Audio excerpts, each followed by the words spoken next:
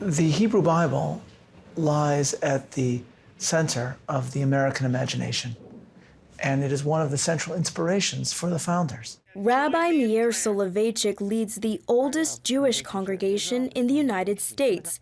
He's also a professor at Yeshiva University and told CBN News how Jewish scriptures helped America's founding fathers form the nation we have today.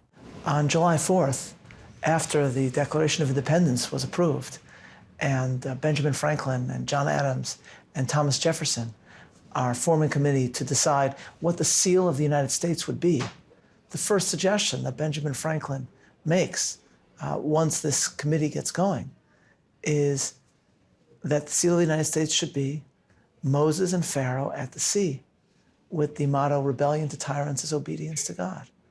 And so when Franklin is asked what story should emphasize or embody what we are trying to do here, the first place his mind goes to is Exodus. And the inspiration goes beyond scripture.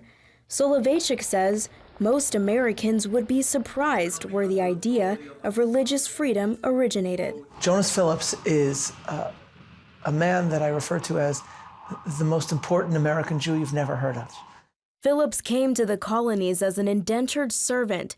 After working off his debt in Charleston, South Carolina, he moved north, served in the Revolutionary War, and became one of the most prominent Jews in the new nation. But despite his success, religious freedom eluded him. In Pennsylvania, non-Christians could not serve in the legislature. So, in 1787, Phillips decided to push for religious liberty in a big way. Jonas Phillips writes a letter to the convention and to its president.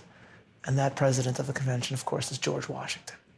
And so he writes to say that the Jews have been passionate patriots, and they have fought for the revolution.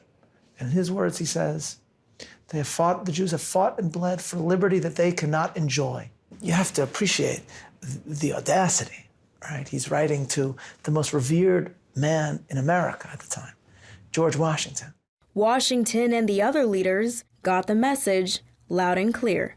The Constitutional Convention, not necessarily because of his letter, but the Constitutional Convention concludes with a document that really for the first time bans religious test for office. Phillips earned the respect of the founders and left quite the legacy. Benjamin Rush, a signer of the Declaration of Independence, attended Phillips' daughter's wedding, and one grandson, Uriah Phillips Levy, not only became the Navy's first Jewish Commodore, he also bought Thomas Jefferson's Monticello and preserved the estate for the American people. You see an extraordinary poetry to the story of this Phillips family and the intertwining of the story of this Jewish family and the story of the founders and the story of America. The founders envisioned the creation of America as sacred and wanted a sacred covenant between God and man. And it's this covenant that Rabbi Soloveitchik believes binds Jews and Christians together as Americans.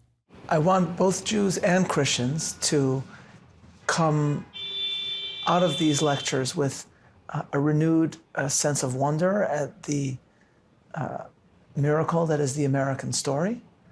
And I hope that both Jews and Christians have a renewed sense of what we share as Americans when we understand the role that the Bible played in America's founding.